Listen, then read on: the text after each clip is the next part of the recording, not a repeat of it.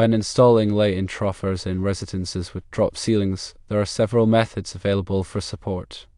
A common method involves using screw eyes into the lath and plaster. However, it's important to note that this approach may not always be approved by local building codes. This method requires access to the joist or ceiling framing above the existing ceiling. The process involves drilling pilot holes into the lath and plaster, taking care not to penetrate the joists or other framing members. After drilling the pilot holes, insert screw eyes into the holes and secure them with washers to provide a stable anchor point. Finally, attach wires to the screw eyes to suspend and support the troffers. Another option is to utilize T-bar clip kits. These kits are specifically designed for supporting fixtures in drop ceilings and offer a convenient and reliable solution. The T-bar clip kits attach directly to the T-bars that hold the ceiling tiles in place, providing a secure mounting point for the fixtures. To install, simply clip the kits onto the T-bars and then attach the fixtures to the clips, ensuring they are properly supported. Consider using a drywall grid suspension system. This system offers an alternative to standard drop ceilings by using drywall panels instead of traditional ceiling tiles. With a drywall grid, fixtures can be attached directly to the grid, eliminating the need for additional support structures or methods.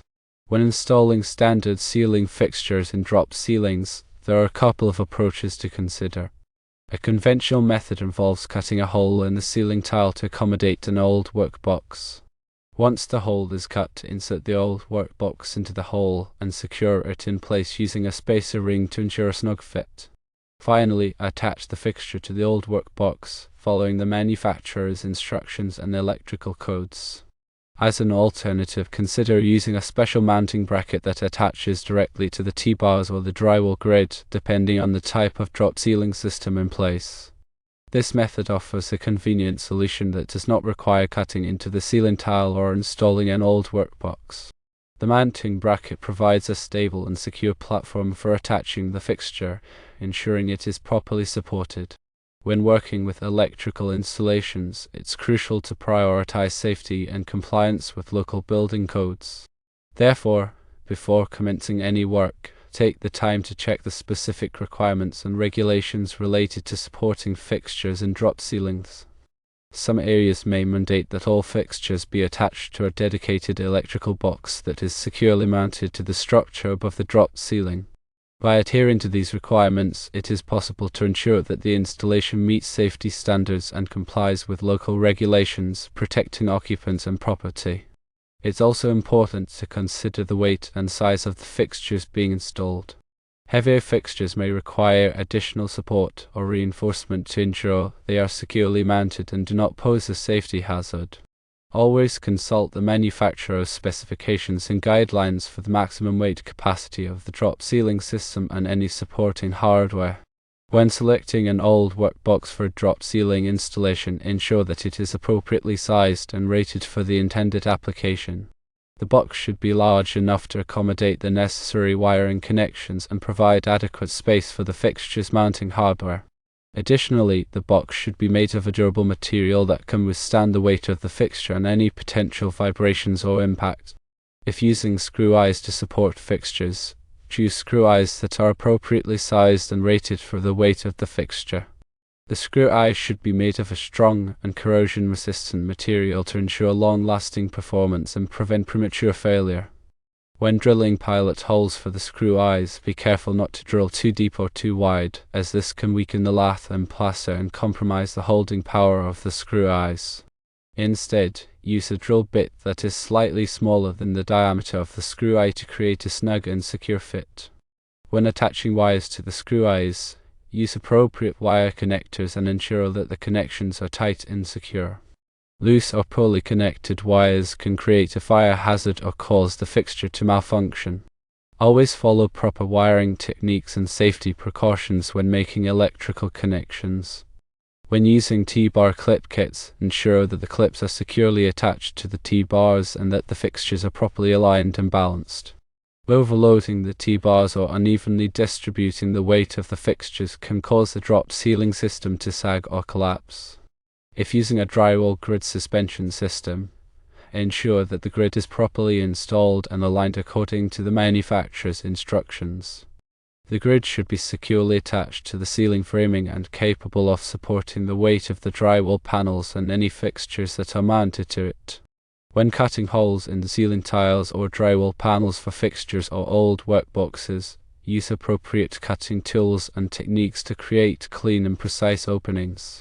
Avoid using excessive force or causing damage to the surrounding material, as this can compromise the integrity of the drop ceiling system. When installing fixtures or old workboxes in drop ceilings, always turn off the power to the circuit before commencing any work. This will help prevent electrical shock and ensure a safe working environment. Use a voltage tester to verify that the circuit is energized before touching any wires or electrical components. If you are not comfortable working with electricity or are unsure about any aspect of the installation, consult a qualified electrician for assistance. The electrical work could be dangerous if not performed properly, so it is always best to err on the side of caution and seek professional help when needed.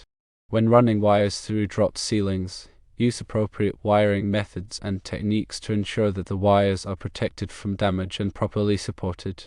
Avoid running wires across sharp edges or through areas where they could be exposed to moisture or other hazards.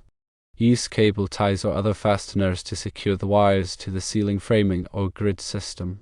Always label the wires and circuits clearly to make it easier to identify and troubleshoot them in the future. Use a permanent marker or label maker to create durable and easy-to-read labels. When inspecting the finished installation, check all connections, supports, and fixtures to ensure that they are secure and properly installed. Look for any signs of damage, wear, or corrosion, and address any issues promptly. Periodically inspect the drop ceiling system and fixtures to ensure that they remain in good condition and are functioning properly. Consider installing a smoke detector or carbon monoxide detector in the vicinity of the drop ceiling to provide early warning of potential hazards. Test the detectors regularly to ensure that they are working properly. Keep the area around the drop ceiling clean and free of clutter to prevent fire hazards and ensure easy access for maintenance and repairs. When replacing ceiling tiles or drywall panels, use materials that are compatible with the existing drop ceiling system and that meet all applicable fire safety standards. Use appropriate personal protective equipment such as safety glasses, gloves, and a dust mask when working with drop ceilings and electrical components. This will help protect you from potential hazards such as falling debris, electrical shock, and dust inhalation.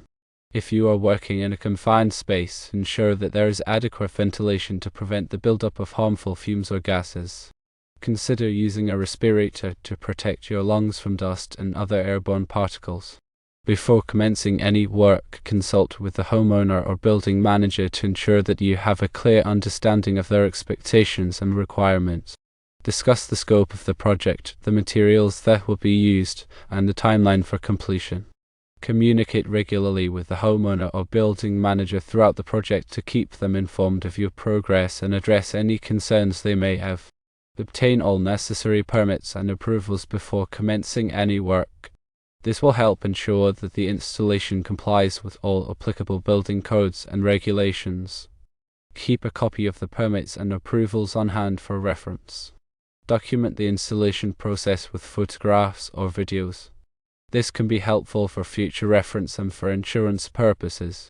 Maintain accurate records of all materials used, labor costs, and other expenses associated with the project. This will help you track your profitability and manage your finances effectively. Follow all safety guidelines and best practices when working with drop ceilings and electrical components. This will help ensure a safe and successful installation. Firstly, always prioritize safety when working with electricity. Secondly, adhere to local building codes. Thirdly, use appropriate materials and methods. Fourthly, consult with professionals when needed. Fifthly, maintain accurate records. Sixthly, document the installation process. Seventhly, inspect the finished installation. Eighthly, periodically maintain the system. Ninthly, communicate effectively. Tenthly, obtain necessary permits. The information provided in this narration is intended for general guidance only and should not be considered a substitute for professional advice. Always consult with a qualified electrician or building contractor before undertaking any electrical work or construction project. The regulations for electrical work change from time to time. Always check your local electrical codes for the latest requirements. It is also recommended to take a refresher course periodically. In addition, proper grounding and bonding techniques are essential for electrical safety. Ensure that all electrical components and equipment are properly grounded and bonded to minimize the risk of electrical shock. Grounding provides a path for fault current to flow back to the source, tripping the circuit breaker and energizing the circuit. Bonding connects all metal parts of the electrical system together to create a low impedance path for fault current. Use appropriate grounding and bonding connectors and techniques to ensure that the electrical system is properly grounded and bonded. Regularly inspect the grounding and bonding system to ensure that it is in good condition and functioning properly. When installing electrical boxes, use appropriate box fill calculations to ensure that the box is not overloaded with wires. Overfilled boxes can create a fire hazard and make it difficult to work on the electrical system. Use a box fill calculator or consult the National Electrical Code, known as NEC, to determine the maximum number of wires that can be installed in a particular size of electrical box. When running cables through walls or ceilings, use appropriate cable supports to prevent the cables from sagging or being damaged. Cable support should be installed at regular intervals to provide adequate support for the cables. Use cable ties or other fasteners to secure the cables to the supports. When making splices in electrical wires, use appropriate splicing techniques and connectors to ensure that the splices are secure and properly insulated. Avoid using wire nuts to splice solid and stranded wires together, as this can create a loose connection. Use crimp-on connectors or other approved splicing methods for making splices in electrical wires.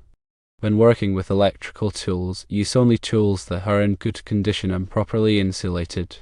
Avoid using tools with frayed cords or damaged insulation, as this can create an electrical shock hazard. Use a ground fault circuit interrupter, known as GFCI, protected outlet when working with electrical tools in wet or damp locations. Always read and follow the manufacturer's instructions for all electrical tools and equipment.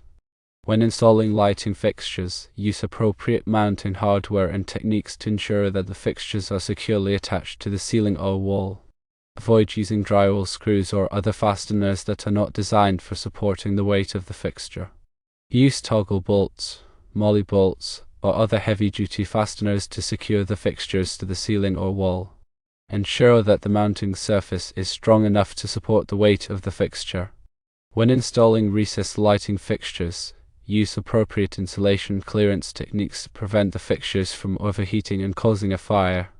Recessed lighting fixtures can generate a lot of heat, so it is important to keep them away from combustible materials such as insulation. Use insulation dams or other barriers to prevent insulation from coming into contact with the fixtures. Consider using low wattage bulbs or LED bulbs to reduce the amount of heat generated by the fixtures. When installing electrical outlets, use appropriate wiring techniques and box fill calculations to ensure that the outlets are properly wired and not overloaded. Avoid using backstab connections on electrical outlets, as these connections can become loose over time and create a fire hazard. Use side wire connections or other approved wiring methods for connecting wires to electrical outlets. Use a multimeter to test the voltage and current of electrical circuits before working on them. A multimeter can be used to verify that the circuit is de-energized and to measure the voltage and current of the circuit. Always use a multimeter that is rated for the voltage and current that you are measuring. When working with electrical panels, use appropriate safety precautions to prevent electrical shock. Electrical panels contain live electrical components that can be dangerous if touched. Wear rubber gloves and safety glasses when working with electrical panels. Use insulated tools to avoid contact with live electrical components. Never work on an electrical panel when it is wet or damp. When replacing circuit breakers, use circuit breakers that are rated for the correct amperage and voltage for the circuit. Using circuit breakers that are too small or too large can create a fire hazard. Use circuit breakers that are listed and labeled by a recognized testing laboratory, such as Underwriters Laboratories, known as UL. When installing ground fault circuit interrupter, known as GFCI outlet, use outlets that are listed and labeled by a recognized testing laboratory, such as Underwriters Laboratories, known as UL. GFCI outlets are designed to protect people from electrical shock by interrupting the circuit when a ground fault is detected. GFCI outlets should be installed in wet or damp locations, such as bathrooms, kitchens, and outdoor areas. When installing arc fault circuit interrupter, known as FSI, circuit breakers, use circuit breakers that are listed and labeled by recognized testing laboratory, such as Underwriters Laboratories, known as UL. FSI circuit breakers are designed to protect people from electrical fires by interrupting the circuit when an arc fault is detected. FSI circuit breakers are required in many new homes and renovations. When running conduit, use appropriate conduit bending techniques to ensure that the conduit is bent smoothly and without kinks. Kinks in conduit can restrict the flow of wires and make it difficult to pull wires through the conduit. Use a conduit bender to bend conduit to the desired angle. When installing electrical equipment outdoors, use equipment that is rated for outdoor use. Outdoor electrical equipment is designed to withstand the elements and prevent water from entering the equipment. Use weatherproof boxes, covers, and fittings to protect outdoor electrical connections. When installing electrical equipment in hazardous locations, use equipment that is rated for the specific hazardous location. Hazardous locations are areas where there is a risk of fire or explosion due to flammable gases, vapors, or dusts. Use explosion-proof boxes, covers, and fittings to protect electrical connections in hazardous locations. Consult the National Electrical Code, known as NEC, for specific requirements for electrical installations in hazardous locations. When working with high-voltage electrical equipment, use extreme caution and follow all safety procedures. High-voltage electrical equipment can be deadly if touched. Only qualified electricians should work with high-voltage electrical equipment. Always de-energize the equipment before working on it. Use appropriate personal protective equipment, such as rubber gloves, safety glasses, and a hard hat. When troubleshooting electrical problems, use a systematic approach to identify and correct the problem. Start by checking the circuit breaker or fuse to see if it has tripped or blown. Use a multimeter to test the voltage and current of the circuit. Check all connections and components to see if they are loose or damaged. Consult a wiring diagram to trace the circuit and identify any potential problems. If you are unable to troubleshoot the problem yourself, consult a qualified electrician. When working with electrical systems, always be aware of the potential hazards and take appropriate precautions to prevent accidents. Electricity can be dangerous if not handled properly. Always follow safety guidelines and best practices to ensure a safe working environment. Remember, electrical safety is everyone's responsibility.